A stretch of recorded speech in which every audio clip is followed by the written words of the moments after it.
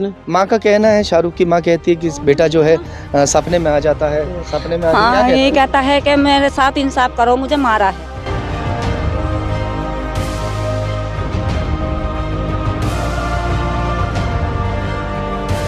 जिसको रुकना है वो रुके, जिसे जाना वो जाओ।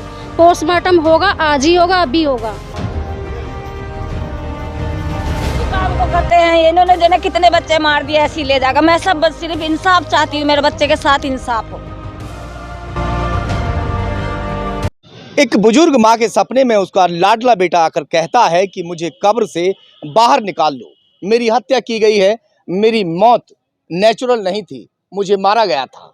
अब जो माँ है वो तड़प रही थी, 4 महीने से लगातार कोर्ट के चक्कर काट रही थी। अब कोर्ट ने आदेश दिया है, 4 महीने के बाद में उसके लाडले बेटे की कब्र से उसकी लाश को बाहर निकाला जा रहा है पोस्टमार्टम कराने के लिए। दरअसल 22 साल का युवक शाहरुख अपने जीजा के साथ में कहीं पर मजदूरी करने के लिए गया हुआ था। उसी दौरान ये बताया गया कि उसे बुखार चढ़ता है और उसकी मौत हो जाती है। जब गांव में उसे लेकर पहुंचते हैं तो परिजन बहुत कोशिश करते हैं कि उसका पोस्टमार्टम हो जाए, मगर रिश्तेदार और गांव के लोग कहते हैं कि मिट्टी को ख़राब ना करो, इसको दफन कर दो, और दफन कर भी दिया जाता है। मगर सपने में लगातार बेटा आ रहा है, माँ से कह रहा है कि मेरी हत्या की गई है, मुझे इंसाफ दिला दो। और आज कब्र खोदने का काम किया जा रहा है। तमाम आला अधिकारी यहाँ इस वक्त पहुँचे हुए हैं, पुलिस मौके पर मौजूद है। मैं इस वक्त हापुड़ क्षेत्र के गांव मोड़ी में मौजूद हूँ और जो कब्र खोदने का काम चल रहा है यह मैं आपको दिखाने जा रहा हूँ। मर्डर या नेचुरल डेथ ये साफ हो जाएगा पोस्टमार्टम रिपोर्ट आने के बाद में। 4 महीने के बाद कोर्ट के आदेश होने के बाद में पोस्टमार्टम के लिए यहाँ से जो शव है उसको निकाला जा रहा है।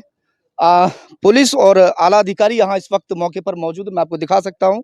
और कब्र खोदने की जो कवायद है वो इस वक्त मुसलसल जारी है। और ये तस्वीरों में आपको साफ तौर पे देखने के लिए मिल रहा होगा कि पुलिस की मौजूदगी में और तमाम यहाँ गांव के लोग और जो परिजन हैं उन्हीं के सामने इस शव को निकाला जा रहा है। 4 महीने पहले शाहरुख को यहाँ पर दफन किया गया था। पर्सनल यहाँ पर इनके कब्रिस्तान हैं, जिन कब्रिस्तानों में इसको यहाँ पर जो है अंतिम संस्कार कर दिया गया था। अब 4 महीने के बाद में आखिर ऐसा क्या हुआ कि इसकी बॉडी को, इनके शव को जो है बाहर निकाला जा रहा है। परिजनों से बातचीत करेंगे कि आखिर ऐसा क्या हुआ कि 4 महीने बाद शव को बाहर निकालने की जो है ज़रूरत पड़ी। ये बताइए कि क्या काम करने गया था आपके दामाद के साथ में? जो काम, क्या नाम दामाद का? दामाद का क्या नाम है? मज काम दामाद करने लेके गए थे, मुझे नहीं पता सर। सोलह का बता रहे हैं किस काम को लेके गए। मैं तो थी नहीं घर पे, मैं तो हॉस्पिटल में थी, मुझे नहीं पता क्या करने को लेके गए। आ जाइए थोड़ा सा, आप आ जाइए। ये पिता हैं जो शाहरुख हैं। कितनी उम्र होगी शाहरुख की? लगभग 23 साल के, 22-23 साल करीब 22-23 साल जी। क्या हुआ आखिर इस तरह से, जैसे आज यहाँ पर जो है कब्र से सब बाहर निकाला जा रहा है, क्या वजह रही? अब 4 महीने के बाद में ही क्यों? उससे पहले जब यहाँ उस दौरान क्यों नहीं करवाया? उसके बयान जो बार बार बयान बदल रहा। कभी को सेप्टिक से खत्म हुआ, सेप्टिक फैल गई, कभी मैं बिरयानी लेने गया उससे खत्म, मैं जित तक मैं आता हूँ जब खत्म हुआ है। इस तरीके से उसके बयान जो बदल रहा बार बार। और फिर एक अल्फाज में उसने ये भी कहा, हम 2 भाई हैं और वो इतना बड़ा खानदान है। किसने कहा है सर? साबुद्दीन नहीं, जमाई नहीं, तुम्हारे सगा दामाद है? जी जी जी। तो बेटी कुछ नहीं कह रही? बेटी क्या कहेगी? बेटी कहने क्या, वहाँ देखा बेचारी ने वहाँ पे? नहीं, बेटी तो आपकी बेटी आपकी तरफ बोल रही है, अपने हस्बैंड की तरफ बोल रही है? वो तो हमारी तरफ भी बोल रही है, उधर आती है, परसों भी आई थी यहाँ पे। अच्छा, 2 दिन रह के गई है यहाँ पे वो। अच्छा, हाँ, राजी खुशी अपने। माँ का कहना है, शाहरुख की माँ कहती है कि बेटा जो है सपने में आ जाता है, सपने में हाँ, ये कहता है कि मेरे साथ इंसाफ करो, मुझे मारा है, यही कहता है वो। बुखार कभी कहते हैं बुखार में मरा, बुखार में खत्म हुआ। इनकी एक बात ना, कभी कुछ कहते, कभी कहते पेशाब की जगह खुजालिया, इस वजह से खत्म होगा। कौन कहता है? ये जमाई। उसने एक बात ही बताया, कही कि कभी बिरयानी मंगाई मुझसे खाने के लिए, नुके बिरयानी खाई और उल्टी करी, इसने उसमें खत्म हो गया। 4 महीने पहले शाहरुख अपने बहनोई के साथ में काम करने के लिए गया था। मजदूरी का काम वो करता था और कई सारे मजदूरों को लेके जाता था ना आपका जो दामाद? जी जी जी जी। वो ठेकेदारी टाइप काम करता है। बात अभी यही खत्म नहीं हो जाती, उससे पहले भी उनके साथ में कई सारे लोग साथ गए थे जिनकी वहां पर मौत हुई है काम करने के दौरान। आसपास के जो गांव के लड़के जो मजदूरी करने के लिए साथ जाते हैं वो जो है कहाँ के लड़के खत्म हुए थे? मिठ्ठेपुर का और चिड़ावक। कैसे खत्म हुए थे वो? साइड पे से गिर के धक्का देते हैं आदमी को, ये धक्का ये धक्का दे हुए हैं क्योंकि कंपनी पे ये केस करके फिर रुपए ले लेते हैं ये। हाँ और घर वालों को बहकाते हैं, 1 लाख 2 लाख 4 लाख रुपए देके घर वालों को बहका के उन्हें अपने ऐसे शांत कर दे। इसी काम को करते हैं, इन्होंने जने कितने बच्चे मार दिए, ऐसे ही ले जाकर। मैं सब बस सिर्फ इंसाफ चाहती हूँ, मेरे बच्चे के साथ इंसाफ हो। ये इसी काम को करते ले जाते हैं। माँ के साथ ऐसा ना हो जो इनके साथ हुआ, जैसे कि वो 4-5 मार चुके हैं या ऐसे, तो और फिर किसी को लेके जाएंगे, फिर वो ऐसी बॉडी ला के घर पे रख देंगे। मुंह दे पैसे दे के सबका मुंह दबा देते हैं ये लोगों का। इनका तो ये बिजनेस है, पैसे लेना। वो है साइड पे से गिरा हुआ नसीमुद्दीन जेलर, जो मेन ठेकेदार है इनका। साबुद्दीन है, नसीमुद्दीन है, सलीमुद्दीन है और आमिर है। ये सब साथ। हाँ ये सब साथ है। अरे किसका भाई और है, उसका क्या नाम है? फहीमुद्दीन। फहीमुद्दीन। हाँ। दामाद का क्या नाम बताया? साबुद्दीन। साबुद्दीन। साबुद्दीन कितने समय से काम करता है? मुझे नहीं पता। जो भी काम मिलता है उसको उसे कर लेता, बेलदारी पे। मतलब ठेकेदारी जो है, ठेकेदारी नहीं करता, मजदूरी पे गया था वो भी काम करने के लिए। अच्छा हाँ। तो ठेकेदार कौन है? ठेकेदार है नसीमुद्दीन जेलर। जिस वक्त यहाँ बॉडी आई थी शाहरुख की, उस दौरान आपका कहना है कि उसकी शरीर पर चोट के निशान थे, तो आपने उस दौरान जो पोस्टमार्टम क्यों नहीं कराया था? मैं कराना चाहती थी सर, मैंने इनको भी कहा, वो तो होश में नहीं थे, इनके पापा और मम्मी होश में थी और बहुत सारा मेहमान भी इनके घर पे आया हुआ था।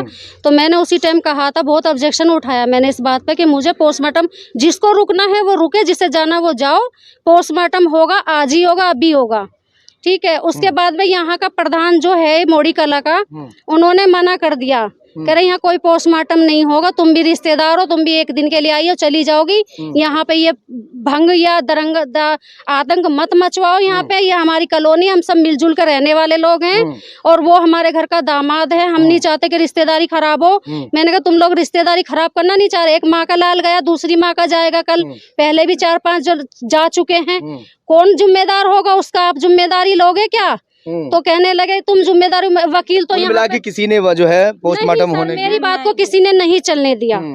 यहाँ के प्रधान ने मेरा मुंह दबा दिया। बात यहाँ है, जो दामाद है उसके साथ में जो साला है, यानी कि अपने बहनोई के साथ मजदूरी के लिए चला गया था, उसके ऊपर भरोसा करके, मगर वहां जाने के बाद उसकी डेथ हो जाती है। और डेथ जो बताई गई वो नेचुरल डेथ बताई गई कि इनको बुखार हुआ और बुखार होने के दौरान वो ख़त्म हो गए और यहाँ लाकर उनको दफन कर दिया गया। मगर जिस दौरान उसको दफन करने के लिए गांव में लाया जाता है, उसके शरीर पर चोट के निशान थे, जिसकी फोटोग्राफी की गई। फोटोग्राफी इन्होंने भी की और इन्होंने काफ़ी कोशिश की कि अभी पोस्टमार्टम हो जाए, मगर जो रिश्तेदार हैं बड़ी जल्दी में रहते हैं उस दौरान, और सब रिश्तेदार ज़्यादातर जो है यही दबाव बनाते हैं कि बहुत जल्दी से दफीना करो और यहाँ से हम लोग निकले।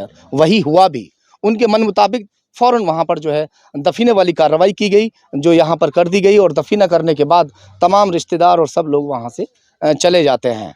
अब जो शाहरुख है वो अपनी माँ के सपने में आकर बार बार ये कहता है कि मुझे इंसाफ दिलाओ, मेरे साथ में गलत हुआ है, मेरी हत्या की गई है। अब मामला हत्या का है या फिर नेचुरल डेथ है, वो साफ होगा पोस्टमार्टम रिपोर्ट आने के बाद में। फिलहाल यहाँ पर पोस्टमार्टम करवाने के लिए यहाँ डेड बॉडी को बाहर निकलवाया जा रहा है। यहाँ पर एसडीएम साहब मौजूद हैं, उनसे जानकारी ले लेता हूँ। सर, आज यहाँ आप पहुँचे हैं, क्या कुछ पूरा मामला है? ये एक व्यक्ति शाहरुख है, उसकी डेथ हो गई थी, तो उसकी माता की तरफ से एक प्रार्थना पत्र जो है 156(3) में गया। उनको शंका है कि संभवतः डेथ का कोई और कारण रहा होगा, तो माननीय कोर्ट के आदेश पर इसमें मुकदमा दर्ज हुआ है। और उसके बाद ये डेड बॉडी आज जो है जिला मजिस्ट्रेट महोदया के आदेश के क्रम में आज इस बॉडी को हम लोग रिकवर करवा रहे हैं।